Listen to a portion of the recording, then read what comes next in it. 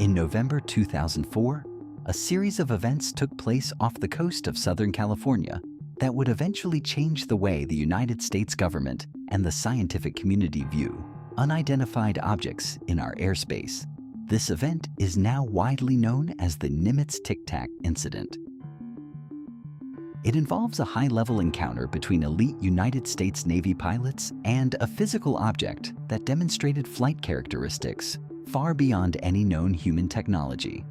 Unlike many stories of this nature that rely on blurry photos or single witnesses, this case is supported by synchronized data from multiple advanced radar systems, high-tech infrared cameras, and the testimony of several highly trained military personnel.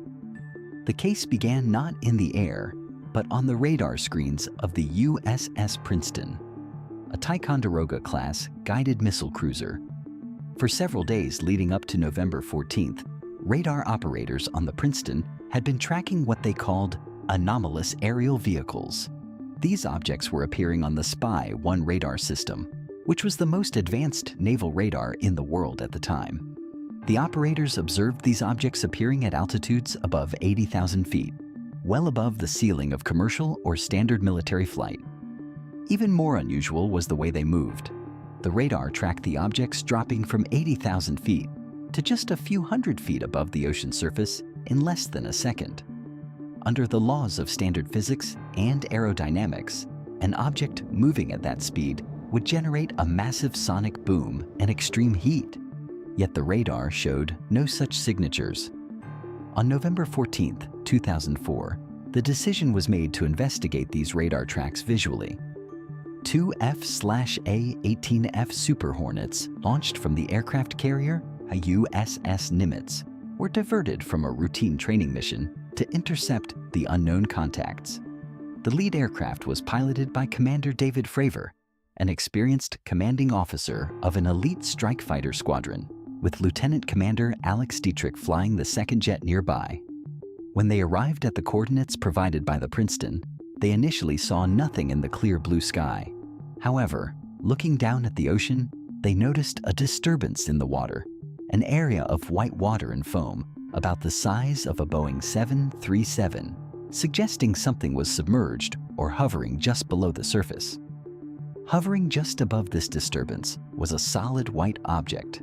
The pilots described it as being about 40 feet long, shaped like a large tic-tac mint, with no wings, no tail, and no visible means of propulsion, like jet engines or exhaust plumes. Commander Fravor began a circular descent to get a closer look. As he moved toward the object, it appeared to react to his presence. It began to mirror his flight path, rising up to meet him. When Fravor reached a point where he was close enough to clearly identify the object, it suddenly accelerated. According to Fravor's testimony, the object zipped away so fast that it seemed to disappear instantly. A few minutes later, the USS Princeton contacted the pilots with a startling update. The object had reappeared on radar at the pilots' cap point, the secret coordinates where they were scheduled to return after their mission.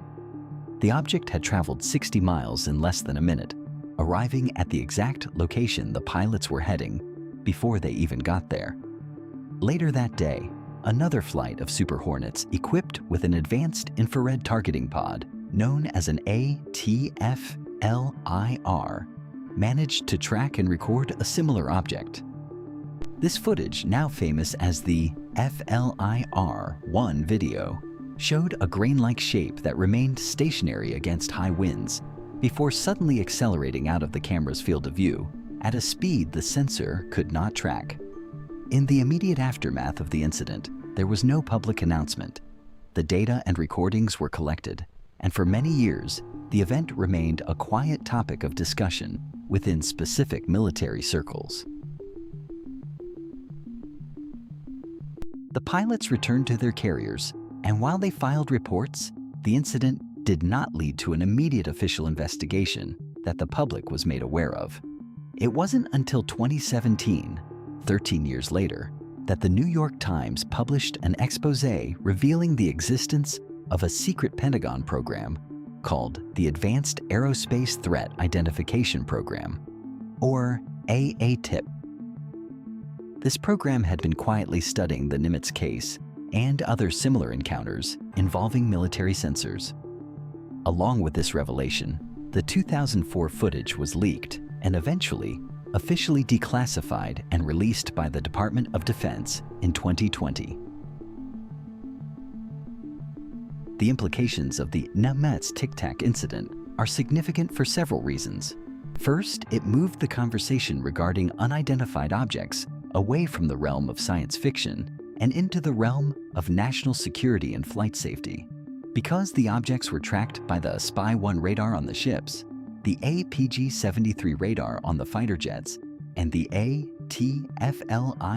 infrared pods, the event is considered a multi-sensor encounter. This makes it extremely difficult to dismiss as a simple equipment malfunction or a visual illusion. If the data is accurate, it suggests that there are physical objects capable of moving through the air without wings and reaching hypersonic speeds without causing structural damage to themselves or the environment. Second, the case forced a change in government policy.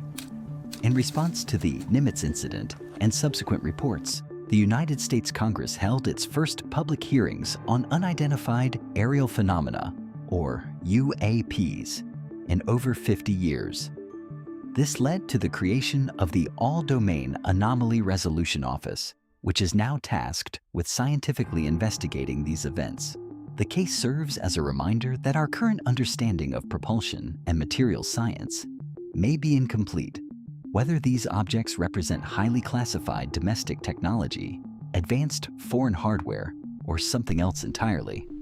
The 2004 Nimitz incident stands as a documented record of a technology that current public science cannot yet explain. It remains a foundational case for anyone studying the intersection of modern military technology and the unknown.